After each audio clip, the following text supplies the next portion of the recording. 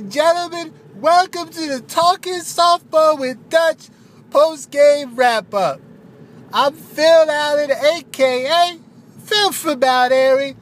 I'm joined by the Texas Rattlesnake Stone Cold Steve Austin and Darren Dutch Dalton. Dutch, man, what a game tonight, man. What a game. Yeah, Phil, I mean, this was the game a lot of people expected. There was some talk that this Schmeggies team was really not good, and boy, did they live up to the hype tonight, man. The outfielders couldn't catch a ball, and I felt bad for them with the way that game went, man. But Dutch, let's be honest. I mean, you can talk about how Schmeggies didn't play well, but let's not forget what the Runners Cafe did. The Runners Cafe put the bat on the ball just about every time out. They batted around in the first and the second inning, and part of that is due to some poor outfield play by Schmeggies. There's a lot of E's in that scorebook, but there's a lot of singles, there's some doubles. It was a hell of a job tonight by the Runners Cafe, and it's the bottom line. Man, did you guys ever see that episode of South Park, man, where Cartman gets an evil twin, except the evil twin is actually like real nice, and you can tell he's the twin because he's got a goatee? That's kind of what Schmeggies is to this Ron Hurst Cafe team, man. They're the nice version, man. They're the sweet version, the kind that can't play. The 4 years ago Ron Hurst Cafe, man, I felt bad for these guys because there was a couple guys that maybe could have played a little bit, but overall, this was a team that, boy, that was rough, man. That was rough. It didn't even go to full allotted 7 innings. They just beat them. Yeah, man. I mean, that was quite a beatdown, and you hear from the crowd every now and again, everybody hits, and tonight they sure did, man.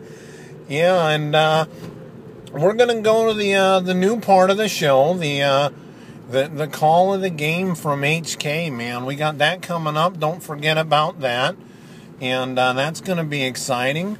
I don't believe we've got Christopher Walken tonight, but you never know. You never know who's gonna show up on Talkin Softball with Dutch. But as far as I know, he's not gonna be here, man. But let's focus on what happened tonight, guys. There was a lot of good things for the Ron Hurst Cafe. I saw in those 5 innings 2 1-2-3 innings. And that is not something you see from this team often at all. No, man, but this could be the beginning of a new Ron Hurst Cafe, Dutch. You were talking about this team like they were going to be something special this year. I didn't see it. And I do not like to admit that I was wrong sometimes, Dutch. But I'll be honest, man. This team looked good tonight. And I know that Schmeggies look bad. You can be honest about that. I'll be honest about that. Everybody can be honest about that. But that's a team that really, they did it tonight, man. They just put other guys to shame. I was impressed with the way that team went. That was just a sharp-looking team, man. That was unbelievable, man. Absolutely, Phil. The Ron Hurst Cafe, and I'm going to steal a quote from my good friend Dwayne "The Rock" Johnson. They put boots to asses tonight, and that's the bottom line. Yeah, man. So let's do it here, guys. Let's get the call of the game from Harry, and for the play of the game, we're gonna go to the second inning, and the guy we didn't expect to see in the lineup tonight, a guy that we had heard was suspended for porky eating disorder, a.k.a. PEDs, Anthony Porky D'Ambra. And I'll tell you what, man, we didn't expect to see him tonight, but he sure showed up in a big way.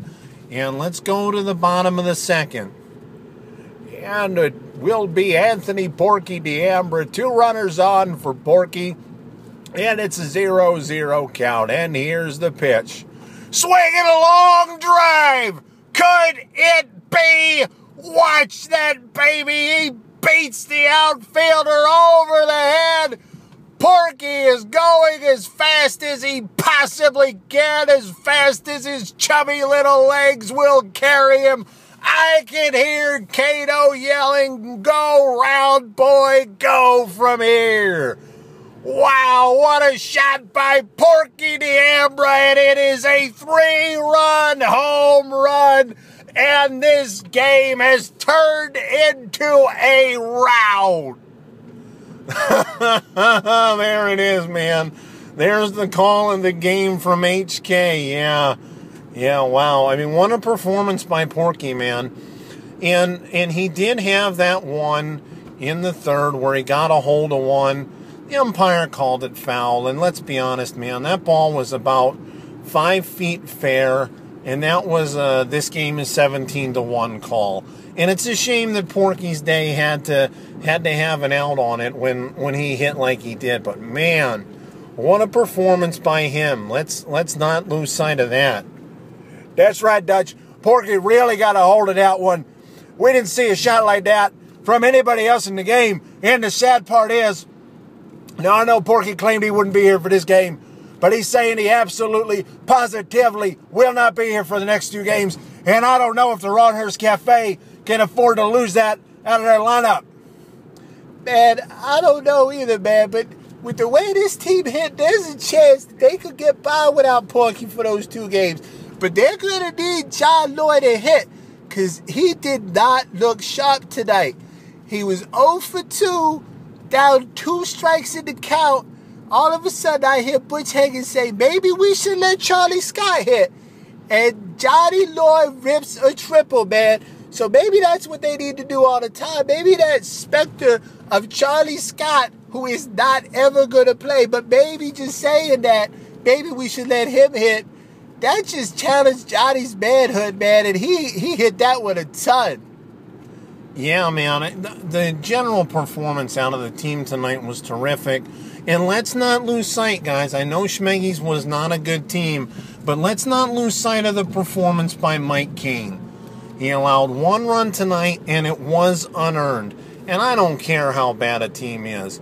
To allow 1 unearned run in a slow-pitch softball game, that is a tremendous performance by your pitcher. And let's not forget, he actually looked half okay swinging the bat today as well, guys. Yeah, that's a good point, Dutch. And what I like most about Kano is, I mean, you see a lot of guys with, what they call 6-pack abs. Kano's got keg abs. He's got a keg down there. And Butch Hagan likes to say he's got a 6-pack. It's just in the back of the fridge. Kano doesn't have that. He's sporting a keg, and he's damn proud of it. We saw him tonight at the bar. Yeah, and he put in a performance there as well. And was going to another bar afterwards, kicking back more Steve Weisers. That's a hell of a job by Mike Kane. And that's the bottom line. Yeah, man. Tell it like it is, Steve.